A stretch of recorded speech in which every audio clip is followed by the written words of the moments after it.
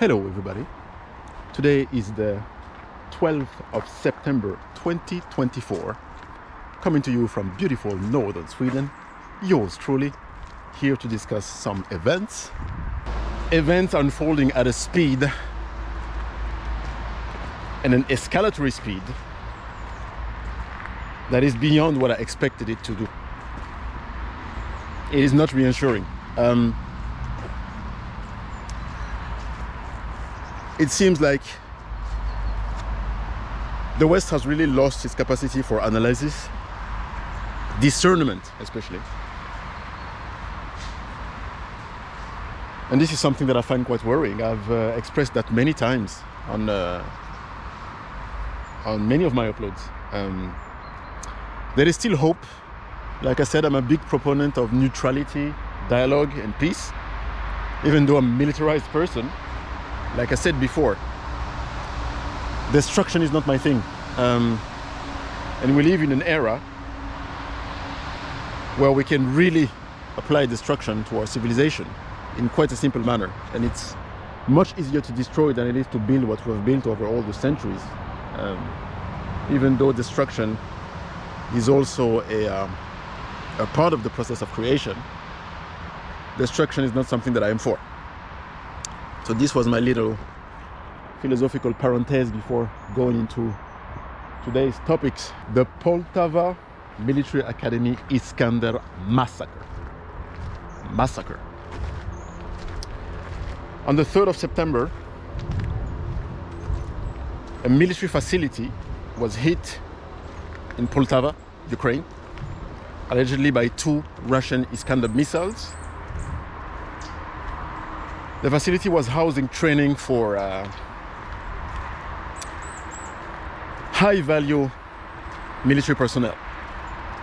We're talking, according to sources, operators of UAV systems, comm specialists for the most, so communication specialists, intelligence analysis, all the guys that are behind the success of every successful military operation. Intelligent people, very capable, competent, that take time to train and that are essential personnel, to any military operation, especially the ones that the Ukrainians are conducting. Most Ukrainian sources claim about 50 casualties. The Russians, they claim 200. And when I was talking about information war the last time, I can imagine those guys in their room, the little war rooms, when something like this happened and they have to communicate that to the public. And the Ukrainians are always stuck in this dilemma of how many casualties are we going to publicly announce, If we announce too much, we're giving credit to the Russians for kicking our asses, basically. And it gives less incentive to the West to support us because we're getting our ass kicked. So let's halve that. We still gotta give them a number high enough for them to care. Otherwise it just vanishes in the fog of, media information, casualties, all that. So they're always stuck in this dilemma. And I think that they always go somewhere in the middle then. So it's like, okay, halve that by 2. While on the other hand, for the Russians, it's the complete opposite. They make a hit a target, do after battle assessment, whatever it is, try to count casualties. Okay, oh, that looks like 50 casualties. And then the guy in charge for communication automatically says, okay, triple that, because we gotta show that we're kicking their asses, basically.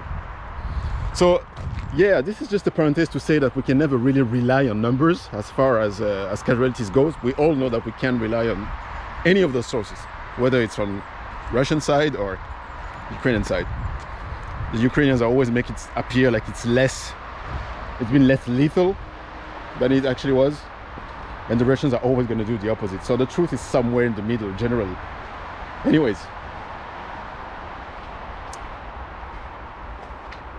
what stuck to me, okay? When that statement first came out, the first thing that was attached to that statement was that Swedish instructors or Swedish mercenaries on the Russian side were not on the Russian side, but the Russian side claimed that Swedish mercenaries were killed. A significant number of them were killed in this military academy hit. And since I'm living in Sweden, it's really interesting to me the way the media reacted to that news. Okay, complete denial. And I was expecting that. I was expecting that because the Swedish media, especially the mainstream media, is very good at doing what we call mörkläggning. Casting darkness on something, mörkläggning, to put shadow or to put darkness on something. And this is what they do. This is what they do. So as soon as, especially when it comes to everything that touches Russia, and we're going to talk about this a little bit later, because I'm going to explain you know, the baggage behind this sort of attitude towards Russia on the Swedish side. What was very interesting to me was the fact that in most mainstream media in the collective West, this was described as a particularly demoralizing event. You know, bon, allegedly this was the most lethal hit by Russian missiles since a long time ago. So we can't officially now, if we count the number of casualties that has been announced publicly by most of our medias, 50 people. But it is said to be particularly demoralizing in some sense, and I'm trying to figure out why. You know, it's been described by all types of things. You know, a terror attack. If you ask me, this is not a terror attack, guys. It's not a terror attack. Those guys were in uniform and they were training to learn how to kick Russian ass in this war. So this is a legit target. But I think this comes from what I call the Darth Vader effect. And you're gonna hear me out on this because I coined this. You gotta remember that. What I call Darth Vader effect, you know, it's just try to imagine. Let's go into a little Star Wars scenarios here, you know.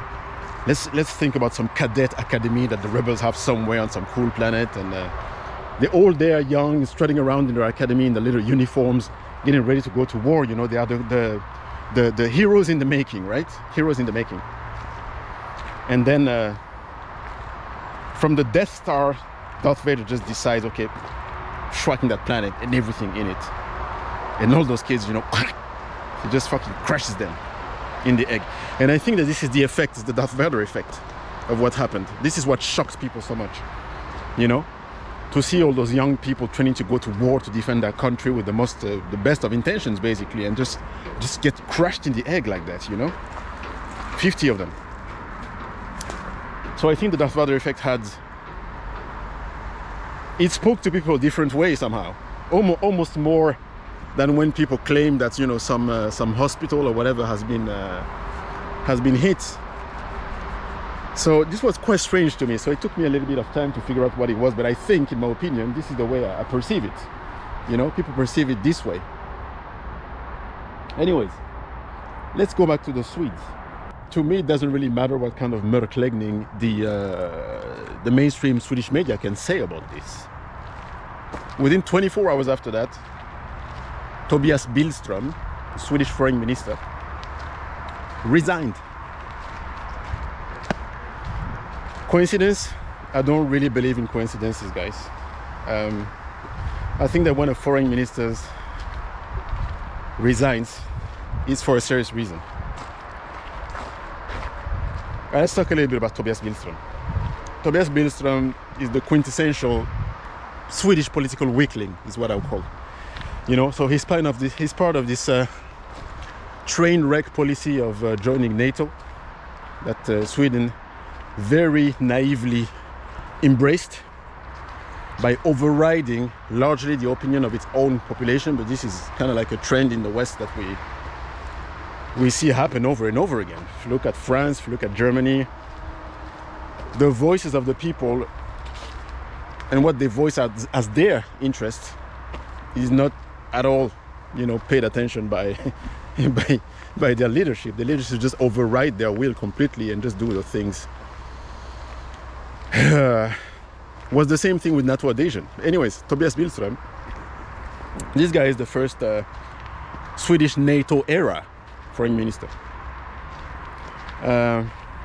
They tried to justify his resignation by saying that he had tension with Ulf Kristersson, you know, the Ulf Kristersson, our Prime Minister. Even if it's true, listen guys, when I said political weakling, I know the profile because I've been following Swedish politics for a long time, and this archetype, or this stereotype of the Swedish political weakling, it is a thing. It is a thing. And this is what I'm trying to express now. Those guys, they can't take pressure. They can't take pressure. They can't. As soon as there's something that stings a little bit too much, what they do is resign.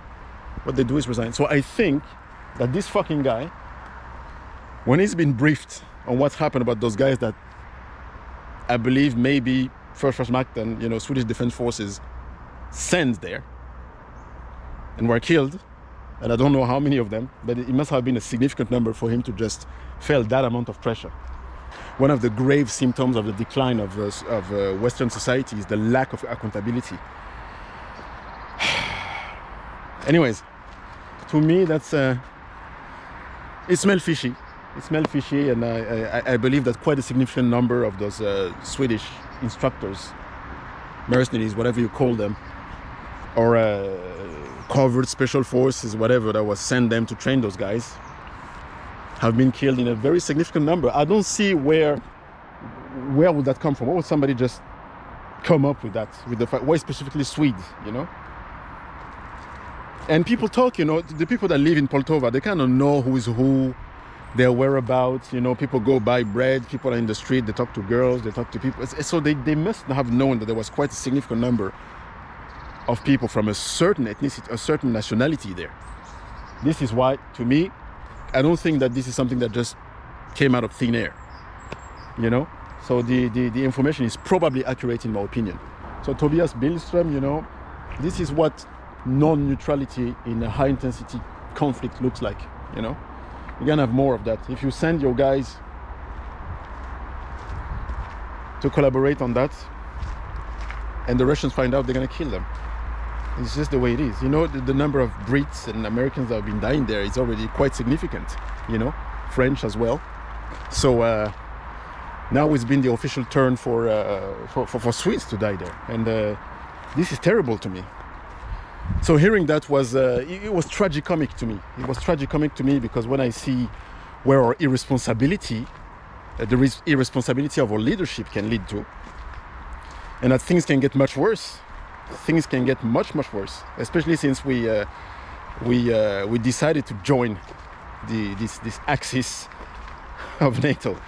You know, we put an end to 200. They put an end to 200 years of neutrality. Now, I'm not going to say that Sweden has been completely neutral for a long time, but in the context of today, of this conflict, joining NATO is something quite serious and quite different from anything else. You know, with everything that this implies, you know, especially the DCA, the DCA avtalet, like we call it. I don't know what that stands for. DCA, it's Defense Cooperation Agreement, please. It was stuck in my memory. That gives access